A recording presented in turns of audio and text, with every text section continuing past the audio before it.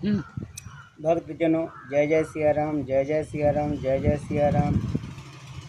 एक महत्वपूर्ण बात और आप लोग को बता रहे हैं, आप लोग ध्यान दीजिएगा।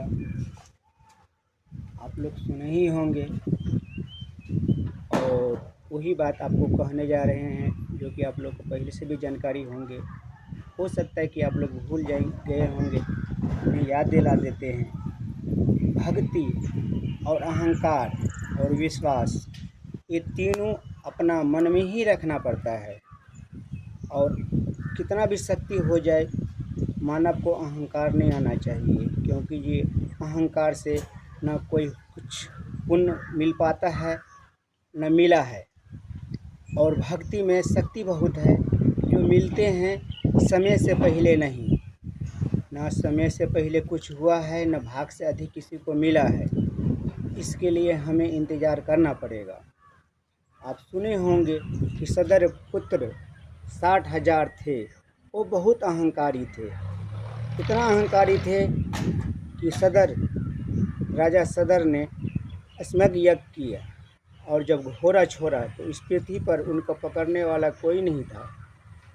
जब बांध दिए तो इंद्र ने पाताल लोक ले जाके जब कपिल मुनि के पास बांध दिए, तो भगवान ने उन्हें वरदान दिया था कि जब आप नेत्र खोलेंगे और जो भी आपके नेत्र के सामने आएंगे वो भस्म हो जाएंगे। इसी प्रकार उनका नेत्र खुला, और जब 60,000 पुत्र उनके साथ में अत्याचार कर रहे थे कि नेत्र खुलते ही भस्म हो गया, उनका प्रेत जोनी हो गया, उन्हें मुक्ति नहीं मिला। न मुक्ति मिलने के बाद राजा सदर को पता लगा कि मेरा पुत्र अब प्रेत जोनी में चला गया, इनका क्या उपाय हो। तो उन्होंने प्रार्थना किया, ये पता चला, समझन हुआ, ये गंगा माता ही मुक्ति दे सकती है।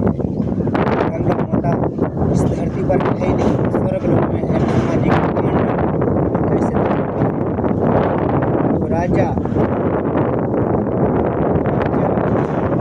अपने भक्ति करने लग गए, तपस्या करने लग गए, उनके साथ में उनका पत्नी भी करने लग गए। राजा सदर ने करते करते वहीं पर उनका प्राण छूट गया, लेकिन गंगा माता नहीं उतरी धरती पर। उसके बाद अश्वमेध उनका पुत्र, वो भी भक्ति करते करते अपना प्राण त्याग दिया, जो प्रभु के दूत थे। उनके बाद उनका पुत्र दिलीप आए, वो भी करते रह गए, लेकिन गंगा माता प्रकट नहीं हुए। उनका पुत्र दिलीप का पुत्र भागीरथ जब आए धरती पर, तो सारा कथा उन्होंने सुना। सुनने के बाद उनके पास इतना शक्ति था कि वो अपना अहंकार के चूड़ में, शक्ति के चूड़ में स्वर्ग लोक पहुँच गया, और गंगा माता को धरती पर आने के लिए बेबस कर दिए। गंगा माता बोले कि जाएंगे वंश हम तुम्हारे साथ में ही, लेकिन इस प्रकार से नहीं। अगर तुम इस प्रकार के ले जाओगे तो चलो हम चलते हैं। जब गंगा माता आई तो पूरा उनके साथ में जितना सेना उना थे, उनका रथ थे, सारा को एक तरफ से बहा दिए, और बहा देने के बाद सब पानी में, जल में समाहित हो गए, केवल भागीरथ बच गए। तो माता गंगा से कहने लग गई कि हे माता, सारा को तो आप बहा दिए, हमें क्यों छोड़ दिए। तब गंगा माता ने बोली कि तुम्हारा उस पूर्व जन्म का कुछ पुण्य है, इसी के कारण तुम बचे हुए हो।